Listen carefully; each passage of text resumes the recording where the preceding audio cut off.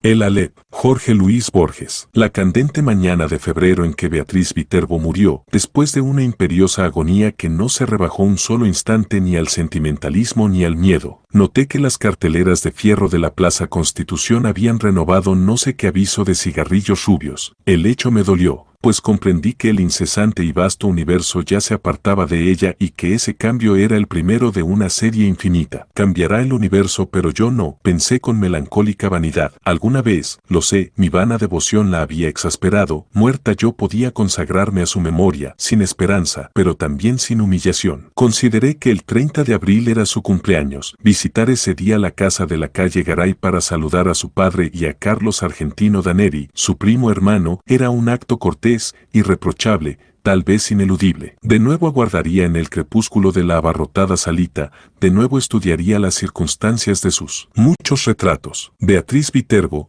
de perfil, en colores. Beatriz, con antifaz, en los carnavales de 1921, la primera comunión de Beatriz. Beatriz, el día de su boda con Roberto Alessandri. Beatriz, poco después del divorcio, en un almuerzo del Club Hípico. Beatriz, en Quilmes, con Delia San Marco Porcel y Carlos Argentino. Beatriz, con el pequinés que le regaló Villegas a Edo. Beatriz, de frente y de 3/4, sonriendo, la mano en el mentón. No estaría obligado, como otras veces, a justificar mi presencia con módicas ofrendas de libros cuyas páginas, finalmente, aprendí a cortar, para no comprobar, meses después, que estaban intactos. Beatriz Viterbo murió en 1929. Desde entonces, no dejé pasar un 30 de abril sin volver a su casa. Yo solía llegar a las 7:15 y quedarme unos 25 minutos. Cada año aparecía un poco más tarde y me quedaba un rato más. En 1933, una lluvia torrencial me favoreció. Tuvieron que invitarme a comer. No desperdicié, como es natural, ese buen precedente. En 1934, aparecí, ya dadas las 8, con un alfajor santafesino. Con toda naturalidad me quedé a comer. Así, en aniversarios melancólicos y vanamente eróticos,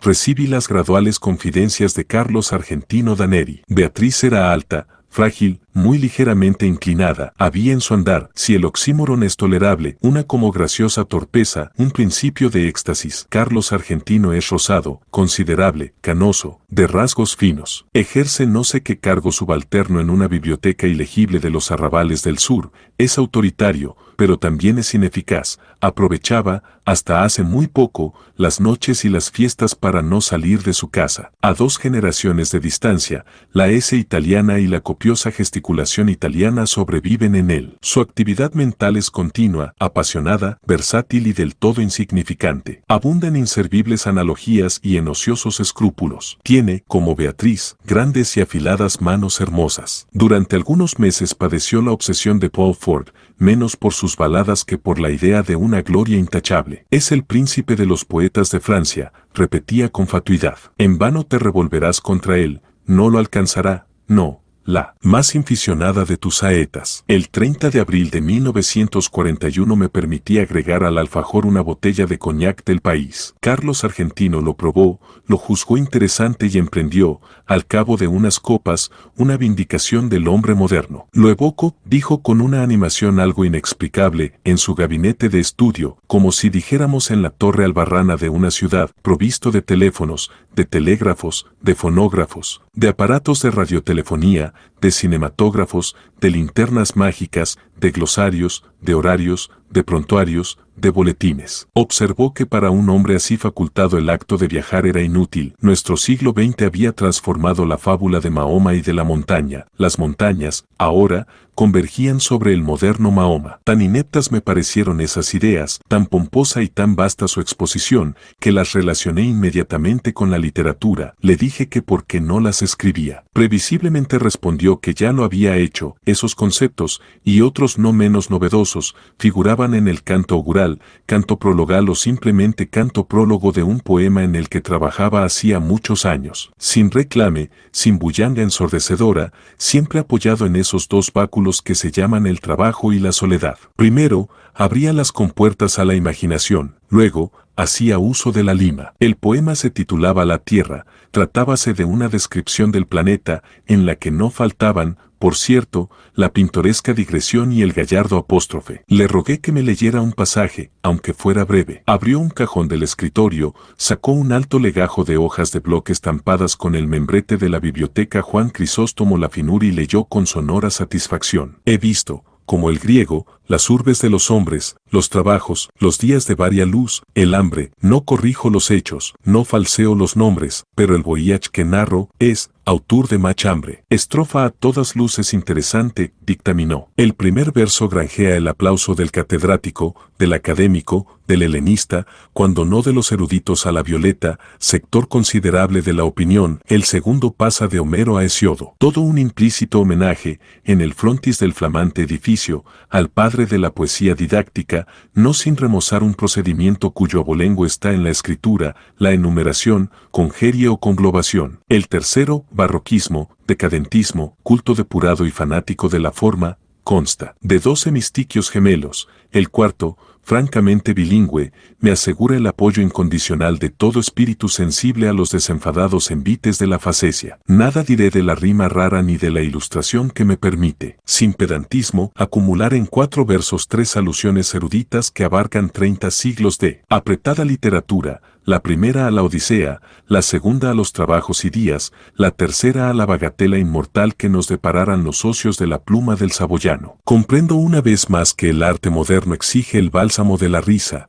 el esquerzo. Decididamente, tiene la palabra Goldoni. Otras muchas estrofas me leyó que también obtuvieron su aprobación y su comentario profuso. Nada memorable había en ellas, ni siquiera las juzgué mucho peores que la anterior. En su escritura habían colaborado la aplicación, la resignación y el azar. Las virtudes que Daneri les atribuía eran posteriores. Comprendí que el trabajo del poeta no estaba en la poesía, estaba en la invención de razones para que la poesía fuera admirable. Naturalmente, ese ulterior trabajo modificaba la obra, para él, pero no para otros. La dicción oral de Daneri era extravagante, su torpeza métrica le vedó, salvo contadas veces, transmitir esa extravagancia al poema 1. Una sola vez en mi vida he tenido ocasión de examinar los 15.000 dodecasílabos del Poliolbion, esa epopeya topográfica en la que MacAuldredden registró la fauna, la flora, la hidrografía, la orografía, la historia militar y monástica de Inglaterra. Estoy seguro de que ese producto considerable, pero limitado, es menos tedioso que la vasta empresa congénere de Carlos Argentino. Este se proponía versificar toda la redondez del planeta.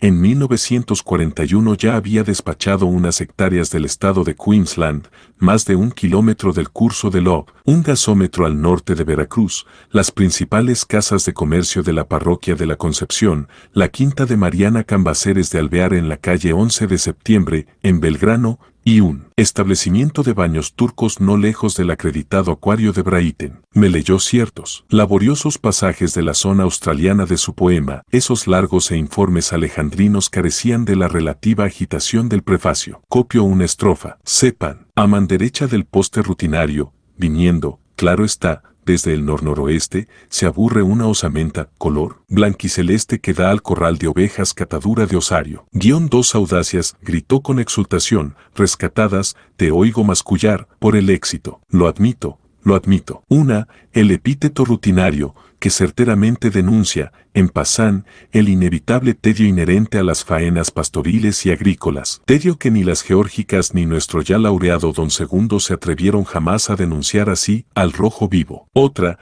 el enérgico prosaísmo se aburre una osamenta, que el melindroso querrá excomulgar con horror pero que apreciará más que su vida el crítico de gusto viril. Todo el verso, por lo demás, es de muy subidos quilates. El segundo hemistiquio entabla animadísima charla con el lector, se adelanta a su viva curiosidad, le pone una pregunta en la boca y la satisface, al instante. ¿Y qué me dices de ese hallazgo, blanquiceleste? El pintoresco neologismo sugiere el cielo, que es un factor importantísimo del paisaje australiano. Sin esa evocación resultarían demasiado sombrías las tintas del boceto y el lector se vería compelido a cerrar el volumen, herida en lo más íntimo el alma de incurable y negra melancolía. Hacia la medianoche me despedí. 2 domingos después, Daneri me llamó por teléfono, entiendo que por primera vez en la vida. Me propuso que nos reuniéramos a las 4 para tomar juntos la leche en el contiguo salón bar que el progresismo de Zunino y de Zungri, los propietarios de mi casa, recordarás, inaugura en la esquina. Confitería que te importará conocer.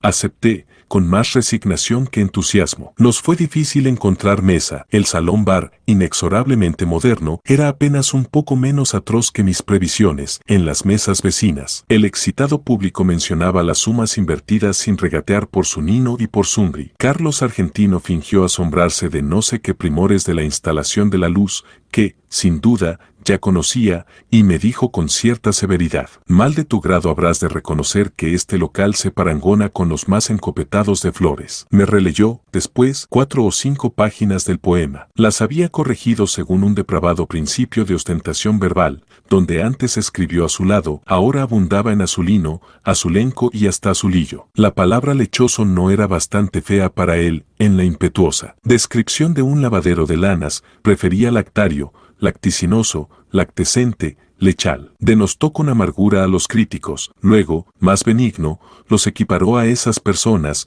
que no disponen de metales preciosos ni tampoco de prensas de vapor, laminadores y ácidos sulfúricos para la acuñación de tesoros, pero que pueden indicar a los otros el sitio de un tesoro. Acto continuo censuró la prologomanía, de la que ya hizo mofa en la donosa prefación del Quijote, el príncipe de los ingenios. Admitió, sin embargo, que en la portada de la nueva obra convenía el prólogo vistoso, el espaldarazo firmado por el plumífero de Garra, de fuste. Agregó que pensaba publicar los cantos iniciales de su poema. Comprendí, entonces, la singular invitación telefónica. El hombre iba a pedirme que prologara su pedantesco fárrago. Mi temor resultó infundado. Carlos Argentino observó, con admiración rencorosa, que no creía errar en el epíteto al calificar de sólido el prestigio, logrado en todos los círculos por Álvaro Melián Lafinur, hombre de letras, que, si yo me empeñaba, prologaría con embeleso el poema. Para evitar el más imperdonable de los fracasos, yo tenía que hacerme portavoz de 2 méritos inconcusos,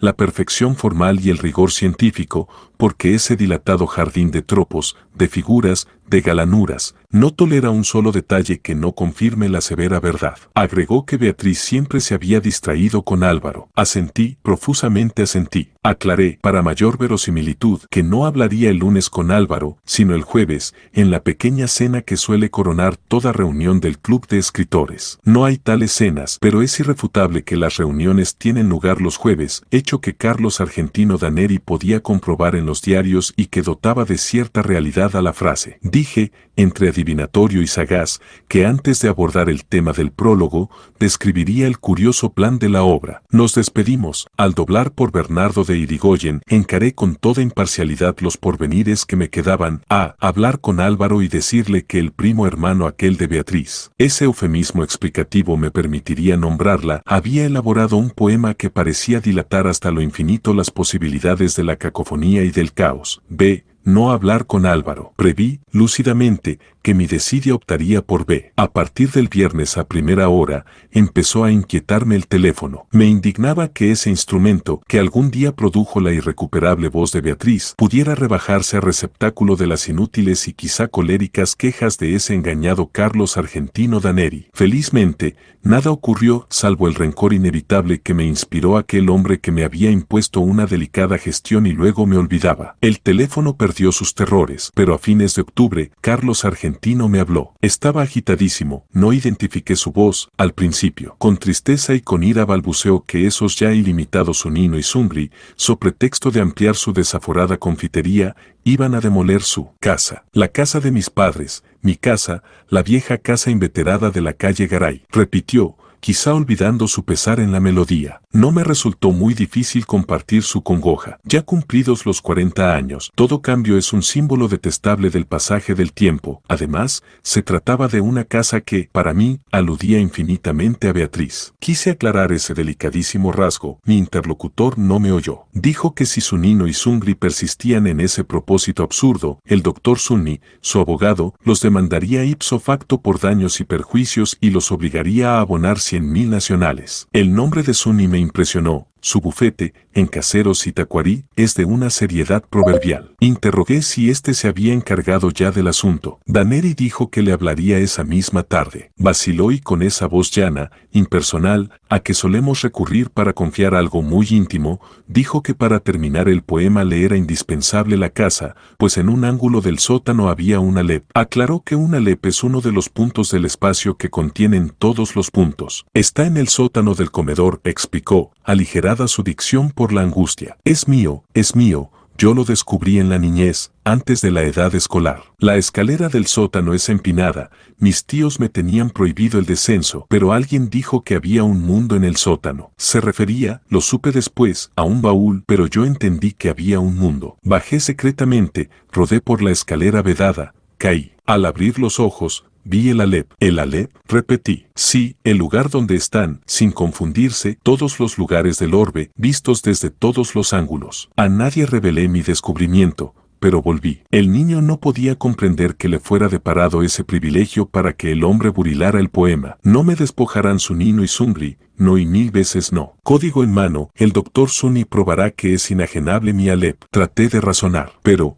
¿no es muy oscuro el sótano? La verdad no penetra en un entendimiento rebelde. Si todos los lugares de la tierra están en el Alep, ahí estarán todas las luminarias, todas las lámparas, todos los veneros de luz. Iré a verlo inmediatamente. Corté, antes de que pudiera emitir una prohibición. Basta el conocimiento de un hecho para percibir en el acto una serie de rasgos confirmatorios, antes insospechados. Me asombró no haber comprendido hasta ese momento que Carlos Argentino era un loco. Todos esos Viterbo, por lo demás. Beatriz, yo mismo suelo repetirlo, era una mujer, una niña de una clarividencia casi implacable, pero había en ella negligencias, distracciones, desdenes, verdaderas crueldades, que tal vez reclamaban una explicación patológica. La locura de Carlos Argentino me colmó de maligna felicidad. Íntimamente, siempre nos habíamos detestado. En la calle Garay, la sirvienta me dijo que tuviera la bondad de esperar. El niño estaba, como siempre, en el sótano,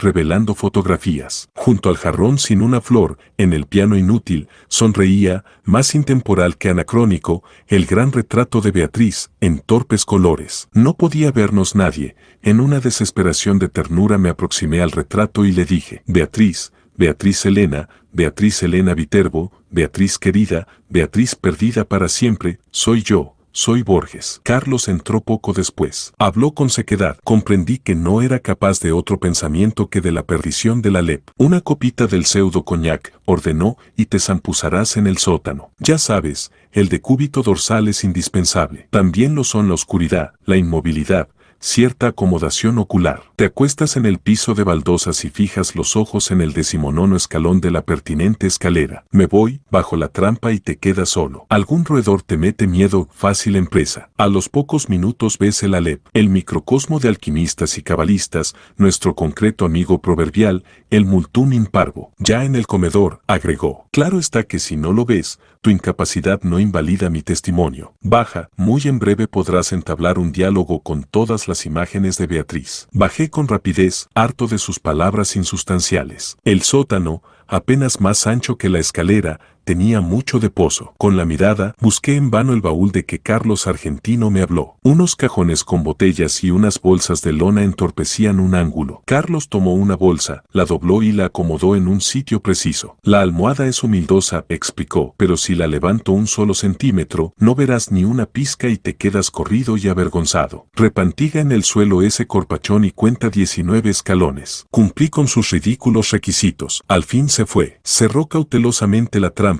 La oscuridad, pese a una endija que después distinguí, pudo parecerme total. Súbitamente comprendí mi peligro. Me había dejado soterrar por un loco, luego de tomar un veneno. Las bravatas de Carlos transparentaban el íntimo terror de que yo no viera el prodigio. Carlos, para defender su delirio, para no saber que estaba loco, tenía que matarme. Sentí un confuso malestar, que traté de atribuir a la rigidez, y no a la operación de un narcótico. Cerré los ojos, los abrí. Entonces vi el Alep. Arribo, ahora, al inefable centro de mi relato, Empieza, aquí, mi desesperación de escritor. Todo lenguaje es un alfabeto de símbolos cuyo ejercicio presupone un pasado que los interlocutores comparten. ¿Cómo transmitir a los otros el infinito Aleph que mi temerosa memoria apenas abarca? Los místicos, en análogo trance, prodigan los emblemas para significar la divinidad. Un persa habla de un pájaro que de algún modo es todos los pájaros, Alanus de Insulis, de una esfera cuyo centro está en todas partes y la circunferencia en ninguna, Ezequiel, de un ángel de 4 caras que a un tiempo se dirige al oriente y al occidente, al norte y al sur. No en vano rememoro esas inconcebibles analogías. Alguna relación tienen con el Aleph. Quizá los dioses no me negarían el hallazgo de una imagen equivalente, pero este informe quedaría contaminado de literatura, de falsedad. Por lo demás, el problema central es irresoluble, la enumeración, siquiera parcial, de un conjunto infinito. En ese instante gigantesco, he visto millones de actos deleitables o atroces. Ninguno me asombró como el hecho de que todos ocuparan el mismo punto, sin superposición y sin transparencia. Lo que vieron mis ojos fue simultáneo, lo que transcribiré, sucesivo, porque el lenguaje lo es. Algo, sin embargo, recogeré. En la parte inferior del escalón, hacia la derecha, vi una pequeña esfera tornasolada, de casi intolerable fulgor. Al principio la creí giratoria, luego comprendí que ese movimiento era una ilusión producida por los vertiginosos espectáculos que encerraba. El diámetro del Aleph sería de 2 o 3 centímetros, pero el espacio cósmico estaba ahí, sin disminución de tamaño. Cada cosa, la luna del espejo, digamos, era infinitas cosas, porque yo claramente la veía desde todos los puntos del universo. Vi el populoso mar, vi el alba y la tarde, vi las muchedumbres de América, vi una plateada telaraña en el centro de una negra pirámide, vi un laberinto roto, era Londres, vi interminables ojos inmediatos escrutándose en mí como en un espejo, vi todos los espejos del planeta y ninguno me reflejó, vi en un traspatio de la calle Soler las mismas baldosas que hace 30 años vi en el zaguán de una casa en Fray Bentos, vi racimos, nieve, tabaco, vetas de metal, vapor de agua, vi convexos desiertos ecuatoriales y cada uno de sus granos de arena, vi en Inverness a una mujer que no olvidaré, vi la violenta cabellera, el altivo cuerpo, vi un cáncer en el pecho, vi un círculo de tierra seca en una vereda, donde antes hubo un árbol, vi una quinta de Adrogué, un ejemplar de la primera versión inglesa de Plinio, la de Philemon Holland, vi a un tiempo cada letra de cada página. De chico, yo solía maravillarme de que las letras de un volumen cerrado no se mezclaran y perdieran en el decurso de la noche, vi la noche y el día contemporáneo, vi un poniente en Querétaro que parecía reflejar el color de una rosa en Bengala, vi mi dormitorio sin nadie, vi en un gabinete de Alkmaar un globo terráqueo entre 2 espejos que lo multiplican, sin fin, vi caballos de crina remolinada, en una playa del mar Caspio en el alba, vi la delicada osatura de una mano, vi a los sobrevivientes de una batalla, enviando tarjetas postales, vi en un escaparate de Mirzapur una baraja española, vi las sombras oblicuas de unos helechos en el suelo de un invernáculo, vi tigres, émbolos, bisontes, marejadas y ejércitos, vi todas las hormigas que hay en la tierra, vi un astrolabio persa, vi en un cajón del escritorio, y la letra me hizo temblar. Cartas obscenas, increíbles, precisas, que Beatriz había dirigido a Carlos Argentino, vi un adorado monumento en la Chacarita, vi la reliquia atroz de lo que deliciosamente había sido Beatriz Viterbo, vi la circulación de mi oscura sangre, vi el engranaje del amor y la modificación de la muerte, vi el Aleph, desde todos los puntos, vi en el Aleph la tierra, y en la tierra otra vez el Aleph y en el Aleph la tierra, vi mi cara y mis vísceras, vi tu cara, y sentí vértigo y lloré, porque mis ojos habían visto ese objeto secreto y conjetural, cuyo nombre usurpan los hombres, pero que ningún hombre ha mirado, el inconcebible universo. Sentí infinita veneración, infinita lástima. Tarumba habrás quedado de tanto curiosear donde no te llaman, dijo una voz aborrecida y jovial. Aunque te devanes los sesos, no me pagarás en un siglo esta revelación. ¡Qué observatorio formidable! Che Borges. Los zapatos de Carlos Argentino ocupaban el escalón más alto. En la brusca penumbra, acerté a levantarme y a balbucear. Formidable. Sí, formidable. La indiferencia de mi voz me extrañó. Ansioso, Carlos Argentino insistía. ¿Lo viste todo bien, en colores? En ese instante concebí mi venganza. Benévolo, manifiestamente apiadado, nervioso, evasivo, agradecí a Carlos Argentino Daneri la hospitalidad de su sótano y lo insté a aprovechar la demolición de la casa para alejarse de la perniciosa metrópoli, que a nadie, créame, que a nadie perdona. Me negué, con suave energía, a discutir el Alep, lo abracé, al despedirme, y le repetí que el campo y la serenidad son dos grandes médicos. En la calle, en las escaleras de Constitución, en el subterráneo, me parecieron familiares todas las caras. Temí que no quedara una sola cosa capaz de sorprenderme, temí que no me abandonara jamás la impresión de volver. Felizmente, al cabo de unas noches de insomnio, me trabajó otra vez el olvido. Postdata del 1 de marzo de 1943. A los 6 meses de la demolición del inmueble de la calle Garay, la editorial Procusto no se dejó arredrar por la longitud del considerable poema y lanzó al mercado una selección de trozos argentinos. Huelga repetir lo ocurrido. Carlos Argentino Daneri recibió el segundo Premio Nacional de Literatura II. El primero fue otorgado al Dr. Aita. El tercero, al doctor Mario Bonfanti. Increíblemente, mi obra Los naipes del Taur no logró un solo voto. Una vez más, triunfaron la incomprensión y la envidia. Hace ya mucho tiempo que no consigo ver a Daneri. Los diarios dicen que pronto nos dará otro volumen. Su afortunada pluma, no entorpecida ya por el Alep, se ha consagrado a versificar los epítomes del doctor Acevedo Díaz. 2 observaciones quiero agregar, una, sobre la naturaleza del Alep, otra, sobre su nombre. Este, como es sabido, es el de la primera letra del alfabeto de la lengua sagrada. Su aplicación al disco de mi historia no parece casual. Para la Cábala, esa letra significa el Ensof, la ilimitada y pura divinidad. También se dijo que tiene la forma de un hombre que señala el cielo y la tierra, para indicar que el mundo inferior es el espejo y es el mapa del superior. Para la Mengenlere, es el símbolo de los números transfinitos, en los que el todo no es mayor que alguna de las partes. Yo querría saber, ¿eligió Carlos Argentino ese nombre, o lo leyó, aplicado a otro punto donde convergen todos los puntos, en alguno de los textos innumerables que el Alep de su casa le reveló? Por increíble que parezca, yo creo que hay, o que hubo, otro Alep. Yo creo que el Alep de la calle Garay era un falso Alep. Doy mis razones. Hacia 1867 el capitán Burton ejerció en el Brasil el cargo de cónsul británico. En julio de 1942 Pedro Enrique Sureña descubrió en una biblioteca de Santos un manuscrito suyo que versaba sobre el espejo que atribuye el Oriente a Iskandar su al-Karnein, o Alejandro Bicorne de Macedonia. En su cristal se reflejaba el universo entero. Burton menciona otros artificios congéneres, la séptuple copa de Kai Josu, el espejo que Tariq Ben Sayed encontró en una torre, 1001 noches, 272, el espejo que Luciano de Samosata pudo examinar en la luna, historia verdadera, y, 26, la lanza especular que el primer libro del Satyricon de Capella atribuye a Júpiter,